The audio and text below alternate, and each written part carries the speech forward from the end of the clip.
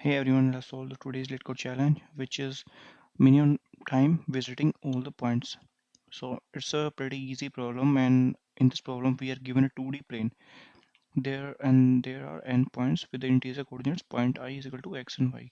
Okay, so in this problem we will be given points array holding coordinates to the n points on a 2D plane.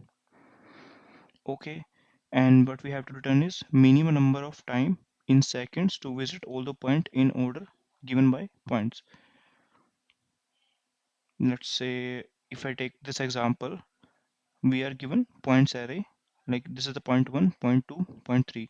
Firstly we have to go to this point, and then from this point we have to move to this point, and from here to here. Okay, so in this way we have to visit all these points in order. Now, rules to move on that 2D plane is like we take only 1 second. Either we move vertically, horizontally, or diagonally. Let's have a look on this graph. Let's say we are at 1, comma 1 and we have to go to 2, comma 2. So if we move diagonally on this plane, so this diagonal is going to take 1 second. Apart from that, moving horizontally or vertically is also going to take 1 unit of time. So let's say from 1 to 2 it is 1 second. From 1 to 2 it is 1 second. Moving horizontal vertically, let's say from here, from this point to 1 to 2 this is also 1 second. So either you are moving one unit, one step in horizontal direction, vertical direction, or diagonal direction. Both one step is going to take 1 unit of time, or maybe 1 second. So by looking at this example, what is the best time we are taking to move from 1 to 2 Okay, we are at 1 if we move horizontally or vertically, after 1 second we will be at this point or either this point, and then after 1 more second we will be at 2.2 location. But if we move diagonally, we are directly going to from 1 to 2 in 1 second. So by analyzing this example, we got to know that moving one direction diagonally is the most optimal way to achieve more distance in less time as compared to moving horizontally or vertically. Now we have to visit all the points in the same order as they appear in the array. So we will start from 1 1, and then from 1 1 to we will move to 3 4, and then 3 4 to -1 comma 0. Okay, let's have a look on this example, like in a graph manner. So we are starting from 1 comma 1. Okay, so from 1 comma 1 we have to go to 3 comma 4. So we have three choices: either we move horizontally, vertically, or diagonally. So here we realize that moving diagonally is the best way to achieve more distance in less time. So let me just draw a dotted line so that you get a rough idea. So we decided to go to diagonal direction. So in the diagonal direction, we have to see like till how long we can move.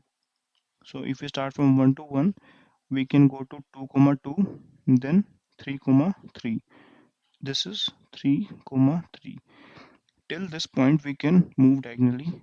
After that, if we try to move diagonally, we are going to take extra time to reach this 3 4. From this 3 comma 3, if we move vertically, that is going to be the least number of time. So from 1 comma 1 till 3 comma 3 we move diagonally, and then from 3 comma 3 to 3 comma 4 we move vertically. Okay, so if we take example of any 2 points, So we have two options, moving diagonally or moving vertically. So we have to figure out how much distance we can cover moving diagonally, and the remaining distance we will be covering by moving horizontally or vertically. So in this case, so let me mark the points 1 2 3 4 5, 1 2 3 4. So distance between 3 4 and 1 1, the x distance is 3 minus 1. So this is our x distance. So this is 2 unit. 3 minus 1, which is 2 unit. Okay. And now let's also calculate this y distance. What is the y distance? 4 comma 1. Coordinate at 4 minus 1. So this would be our y distance. So y distance is 3, which is 4 minus 1. And this is 3 minus 1. So we have x distance as y distance. So we can analyze that the minimum of x distance or y distance is the distance we can achieve by moving diagonally, because uh, like the base and the height is perpendicular, so the base and height should be same. If we have to move 45-degree in the diagonal, these two should be same. So and it means this 45-degree is moving diagonally is going to cover same distance from the horizontal side, same distance from the vertical side. So this we will get. So by taking minimum of x distance, y distance is the time we can is the distance we can travel diagonally. So we have traveled the diagonal thing, and now what we have to travel is travel the remaining one. What is the remaining one? So like ultimately we will have to travel on the larger side, because smaller side is already covered. The larger side we have to cover. On the larger side as well, we have covered the smaller size, the distance. The larger side was yd. On the y distance we have already covered xd distance, so it means yd minus xd we have to cover horizontally or vertically. So in total, how much time we have to cover?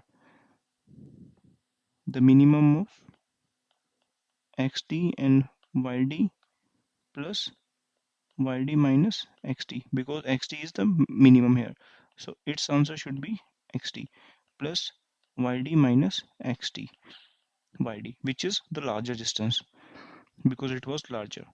So by traveling any point, let's say from 1 to 1 and to 3 to 4, the larger delta, we need to take delta of both x coordinates, which is 2, and for the y coordinates, which is 3.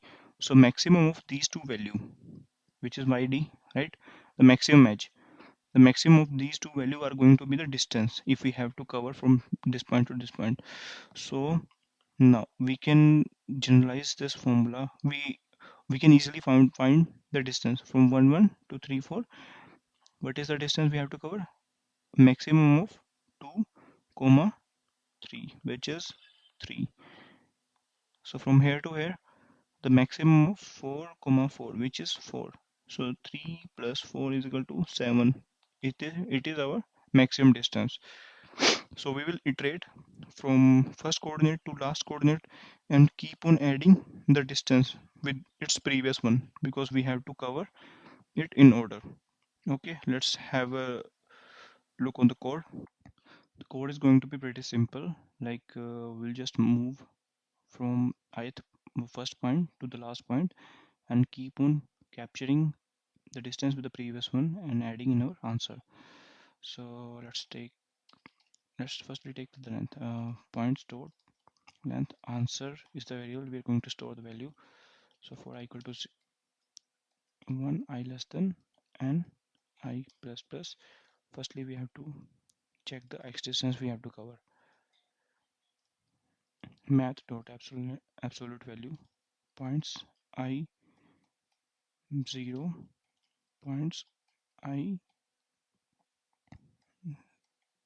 minus 1 and 0. Okay, in the same fashion, we'll capture the y distance we have to cover, which is I and 1, I minus 1 and 1. And in the answer, we're going to add the maximum value of these,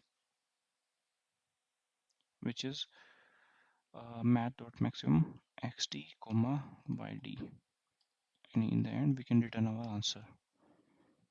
Submitting the problem, running on the sample test cases. Sample test cases got passed. Got submitted successfully. Okay, thank you guys. Hope you understood the problem.